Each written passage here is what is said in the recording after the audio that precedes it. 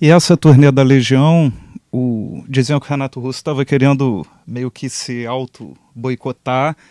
Foi na época da Copa de 94. Ele falava, marca os shows da Legião de preferência no horário dos Jogos do Brasil.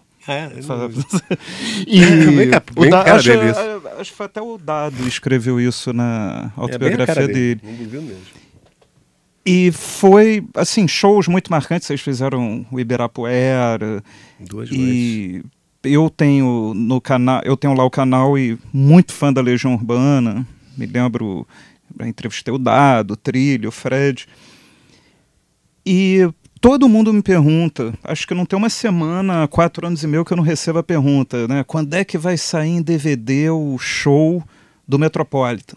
Foi um show... Olha, todos os shows foram gravados. Pois todos. é, e o Metropolitan... Todos, esse conteúdo tem. A Bandeirantes filmou, né? Não, o Metropolitan já me pediu, já há uns 4 ou 5 anos atrás, eu assinei a autorização, né?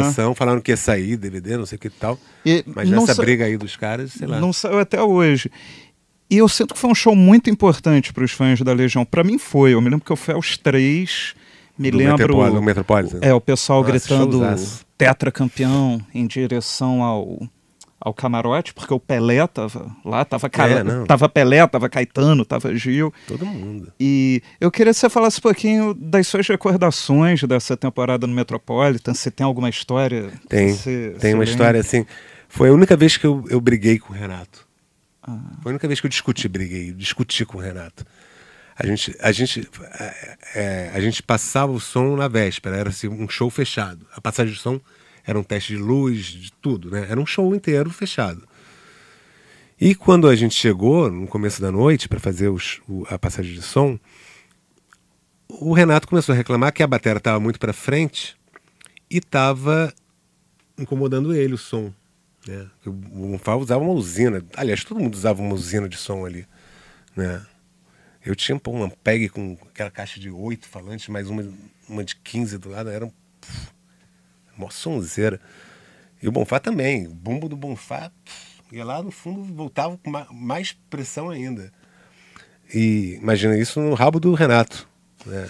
O cara começou a reclamar com o Bonfá, que eu não sei o que tal. E eu, idiota, falei, cara, o Renato, não dá para chegar para trás por causa da linha da luz. Que a Legião, a formação de palco dessa turnê era o Dado, na primeira linha o Dado, o Renato e o Fred, e na segunda linha eu, o Bonfá e o Trilha. Né? Eram 2 linhas. Né? E a gente ficava atrás num palco mais levantado do que a primeira linha. Que até foi uma coisa que no começo eles tinham me botado do lado direito, né? E eu achei aquilo, falei, cara, quem fez esse mapa de palco, chega no ensaio, o Renato, fui eu, por quê? Aí eu assim, não, é que, o baixista tem que ficar do lado esquerdo, porque o baterista toca tocando, olhando pro lado esquerdo, né? Assim, a comunicação, né? E eu fiquei assombrado que o Renato não soubesse disso, né? Tipo, mas enfim, não falei nada. Não, beleza, mas aí falei, não, é que tem essa coisa... Eles me mudaram pro lado esquerdo, ok. E aí, quando eu falei esse negócio que não dava para chegar por causa da linha de luz, que eu tô vendo, a gente tá na linha de luz. Na última, se a gente chegar para trás, a gente ia pro escuro. Né? Não ia ter os 3 de trás. Ele falou, então, então fica aí com seu amiguinho Bonfá e faça um show vocês. E foi embora. Meu irmão. Daqui a pouco vem o Rafael Borges, que era empregado. Era um empregado, mas era um empresário. Estou me comprometendo seriamente. O Rafael não vai ver essa coisa. O Rafael não vai ver. Não, porque eu até posso contar, mas enfim. O Renato era tudo. O Renato era o master, assim, number one. Tipo, era ele, era uma banda, não sei o que e tal, mas quem decidia era o Renato. Quem mandava era o Renato, era do jeito que o Renato queria. E isso daí, os outros podem falar o que quiser, porque era. Entendeu? E eu vou até além, assim, essa briga que tem hoje, não sei o que tal, é coisa do Renato. O Renato não queria que continuasse assim. O Renato fez os caras assinarem, pagou para os caras assinarem que se alguém morresse, o cara com AIDS, manda os caras assinarem que se alguém morresse, acabava a banda. E ninguém poderia usar. todas as músicas passavam para uma outra companhia, que era da família dele. Quer dizer... E o filho tá mantendo... O filho, eu até acho meio equivocado, né? Porque eu também acho que os caras têm jeito. Os caras construíram aquilo junto, né? Sabe? Eu acho uma sacanagem, mas é uma sacanagem do Renato. Isso ninguém tem coragem de falar, né? Quem fez a sacanagem foi o Renato. Mas enfim, também chega de me comprometer. Esse aí já não vai ver mais. Cara, dado bom, nunca mais falam comigo. Mas eu já falei que eu acho uma sacanagem, né? Então, tô do lado deles também. Eu tava falando... aí vem o Rafael enfurecido, cara. Porra, já não sei o que tal. O cara foi embora, não sei o que. Lá. Eu falei, cara, não falei nada demais, cara. Sabe? Pô, que isso? Tava todo muito, muito nervoso. Mas cara. ele queria ir embora mesmo. Ele foi embora, não teve passagem de som. Não teve. Isso foi na estreia? Na véspera da estreia. E tava muito uma pilha, porque os caras não tocavam no Rio desde o Jockey. Era assim, um show que tava sold out. 10 mil pessoas. Entendeu? Com toda a entourage, toda a inteligência musical do Rio presente. E a gente não ia passar o som porque o baixista imbecil irritou o Renato. Imagina, cara. Eu achei que ia ser... Maravilhoso. Eu achei, cara, vou ser despedido aqui agora, né? Tipo assim, tô despedido, né? Vou embora pra casa, falar pra mim, ó, acabou, não sei o que, é brincadeira. Mas às 3 horas da manhã me liga o Renato. Eu tinha uma coisa com o Renato que era muito legal.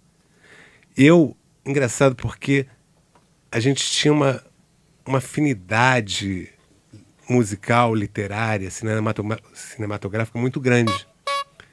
E o Renato, ele gostava muito de conversar comigo sobre essas coisas. Mas, mais do que isso, eu era meio ele me ligava para falar dos caras. Porque essa coisa das músicas, não sei o que e tal, ele falava com todo mundo da banda, né? Ele gostava de ligar de madrugada para as pessoas, ele dormia tarde, dormia de manhã cedo, assim. Quando chegava o jornal, ele ia dormir, eu acho que era uma coisa assim. Então, 2, 3 horas da manhã, tocava o telefone, você já sabia que era o Renato. Mas, de alguma forma, essa nossa afinidade se tornou pessoal, porque ele começava a me falar dos caras. E o Renato era tão bobo, cara. Eu falava, cara, bicho, Renato, cara, esse cara tá te sacaneando. Ele, não, mas eu adoro, não sei o quê. Então, acho que por conta disso, ele me ligou, né? E começou a falar do namorado dele, como se nada tivesse acontecido. Era o jeito de pedir desculpa, talvez. Que na hora eu entendi que ele tava pedindo desculpa e tal. Aí eu falei, cara, pô, pegou malzão pra mim, Renato, cara, tá todo mundo boladaço comigo. Vamos avançar agora. Por favor. Eu falei, pô, você faz um favor de ligar pro Rafael Borges que eu acho que ele vai me demitir. Ele, imagina, ele não faz nada sem eu mandar, não sei o que tá. É por isso que eu falei, né, que eu tô empregado.